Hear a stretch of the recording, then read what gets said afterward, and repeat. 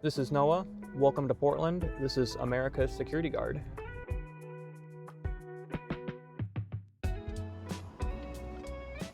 I would start out with each interaction being as respectful as nice as possible. But if that's no longer an option, you gotta know when it's time to either change the tone of your voice, whether or not you need an additional security officer or you need the police.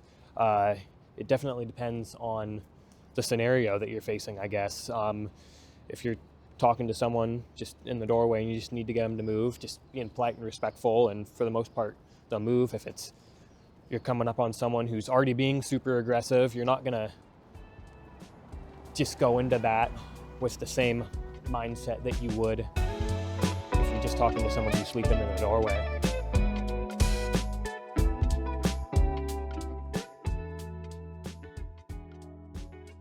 What would I do to get cooperation out of an uncooperative individual or an individual who's being combative or just aggressive? I would still start off the contact being nice and respectful. Offer him a cigarette, resources. If he's not wanting to move, you just got to know when to flip the switch. And either that being calling for an additional to help actually physically remove this person from a doorway, interior of a building, but it varies by situation, as most everything does. What would warrant me calling for backup would be a aggressive individual, someone having a medical emergency, a use of force would definitely warrant a secondary security officer, or depending on the magnitude of the situation, break off and call PD. That is always an option. You can always call the police.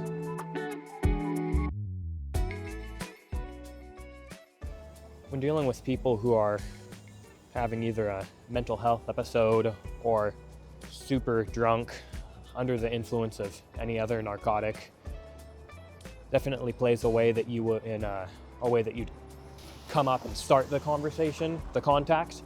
Calling for additional is always an option in a scenario like that. Getting the police involved, depending on if it's something that is out of your realm of comfortability or something that's out of the realm of what you can actually just do. Knowing your own limitations and what you can and can't handle is huge, and you know when you need to know when to call for help.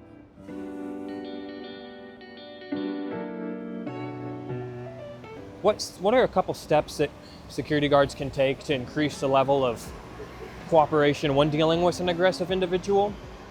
As corny as it sounds, the way that you look, your posture, your gear, the tone in your voice, the way you're interacting with them is huge. Being able to talk to people and communicate with them efficiently is more than half of it. If you can't communicate with people efficiently to explain to them what you need and are asking of them, you're not going to get very far, whether or not it's getting someone to move out of a doorway, etc., etc.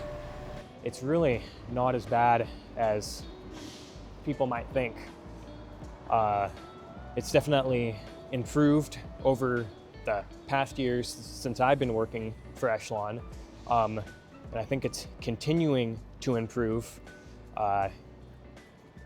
Long-term fixes I don't have an answer for, but me personally, I think I have seen a tremendous stride in the right direction to get houseless individuals into either housing, detox, because a lot of these people don't want to be in this situation, and they've just fallen on a hard time, down on their luck, whatever the case may be, and they don't want it. And it's when you're addicted to either narcotics or whatever that may be, that makes it really, really hard to get out of this hole.